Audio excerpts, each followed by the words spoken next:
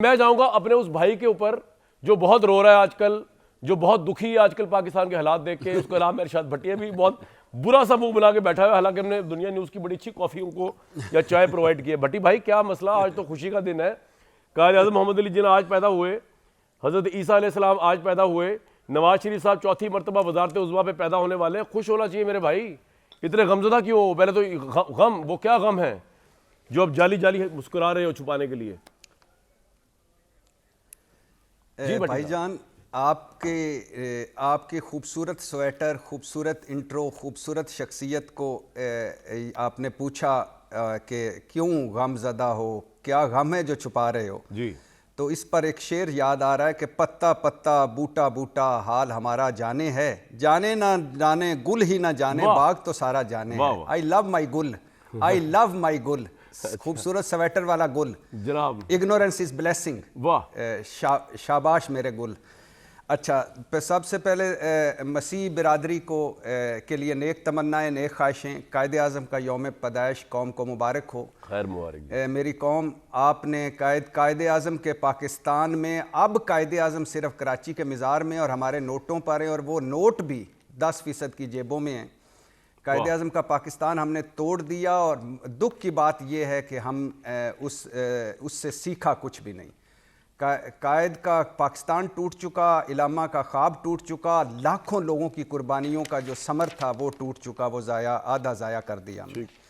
और आज कायद रहबर कायदे आज़म सानी, कायदे आज़म अगर आज होते पाकिस्तान इलेक्शन की ये सिचुएशन देख के क्या कहते हैं कि कैसा इलेक्शन होने जा रहा है भट्टी साहब? कायदे आज़म होते तो आज ये जो सारे कायदे आज़म सानी हैं ये ना होते, और ये ना होते तो इलेक्शन बहुत बेहतरीन हालत में होता। तो अच्छा, और आज मेरे बकौल मरीम नवाज़ साहबा, पाकिस्तान के इमाम खुमैनी का मियाँ मोहम्मद नवाज शरीफ साहब का भी जन्मदिन है, सुना है, तो उनको भी मुबारकबाद। जुग जुग जियो हज़ारों साल।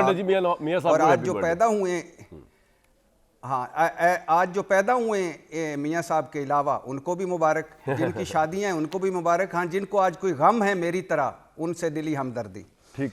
अच्छा, अब आ जाइए कि भाईजान आपके सवाल पे, कि सवाल तो वैसे आपने किए नहीं। इलेक्शन में मेरा कहना मतलब इलेक्शन ये होने जा रहा है जिस सूरत हाल में, भट्टी साहब किस तरह देख रहे हैं आप सूरत हाल जो बन रही है? जी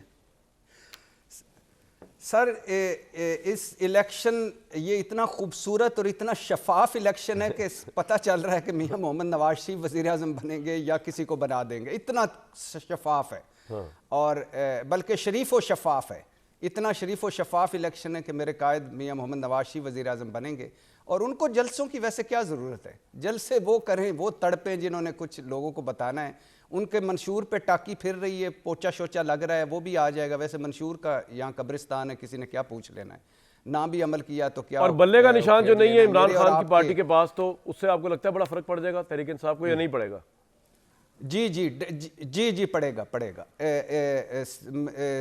ये जो पहला मरहला तय हुआ कि उम्मीदवार उन्होंने खड़े कर लिए, दूसरा मरहला होगा स्क्रूटनी, उसमें से भी वो ज़ाहिर इतने उन्होंने उम्मीदवार खड़े किए हैं कि बच बचा के निकल ही आएंगे। तीसरा है मरहला इलेक्शन कैंपेन, वो भी वो किसी ना किसी तरह कर लेंगे। अब ये है कि 8 फरवरी को अगर उनका वोटर निकलता है तो वो बड़ा डिपेंड करता है। बल्ला हो तो बिल्कुल एक दूसरा माहौल है कि मोहर लगाने में भी आसानी, वरना तो सेनेटर कौमी असम्बली में वोट मुस्तरद हो जाते हैं गलत मोहरें लगाने से। तो ये तो नीचे लोग हैं और जितनी तालीम है वो।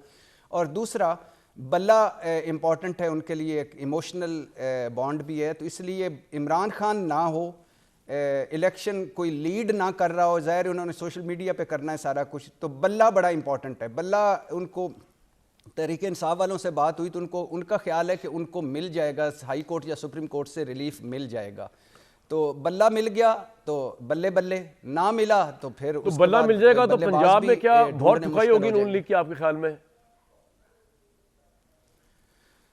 नहीं, ये अब आगे ये अगला सवाल है। बहुत सारे इफ्स एंड बट्स हैं उसमें।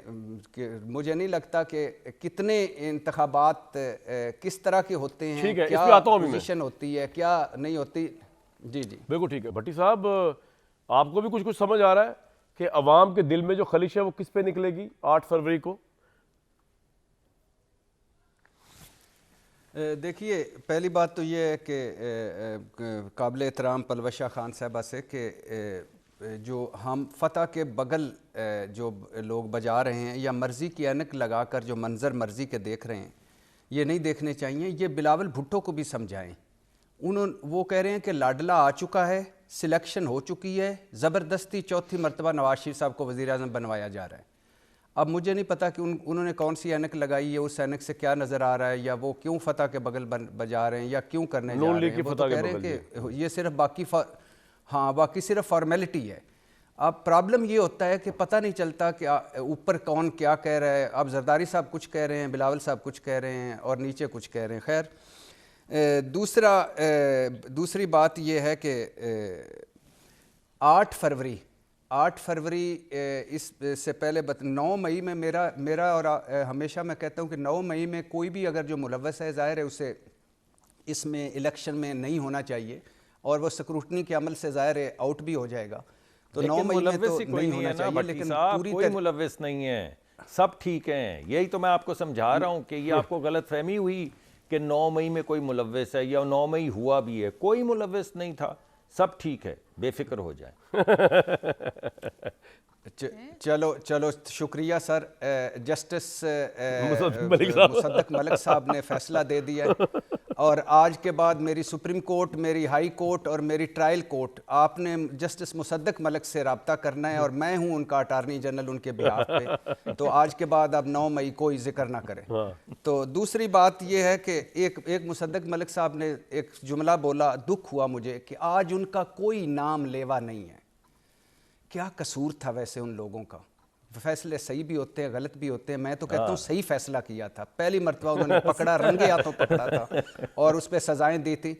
आज ओबामा का कोई नाम लेवा है, बेचारे का कोई नाम लेवा है, बोरिस जॉनसन का कोई नाम लेवा है, टोनी ब्लेयर का कोई नाम लेवा है, गॉर्डन ब्राउन का कोई नाम लेवा है। ये जो सिसिलियन माफिया और गॉड फादर्स हैं, इनके नाम लेवा होते हैं जो आपने जत्थे बना के हमलावर होते हैं ना। कोई नहीं अब किसी नवाज शरीफ साहब को कोई सजा देगा, खा वो रंगे हाथों पकड़ा जाए, खा जो भी हो, कोई किसी को बड़े आदमी को अब कोर्ट नहीं देगी। और नाम लेवे उनका भी किसी ने फिर नहीं रहना हजूर, जिन्होंने 7 दिनों में एक मज़ का खेज अंदाज में और भोंडे अंदाज में सारी सजाएं माफ करके तो लॉन्ड्री से धो धुला के सामने लेके आ गए। तो ना किया करें, ऐसे नाम लेवा होते हैं, नाम लेवा होते हैं। हाँ, उनके आगे बंदे नहीं होते।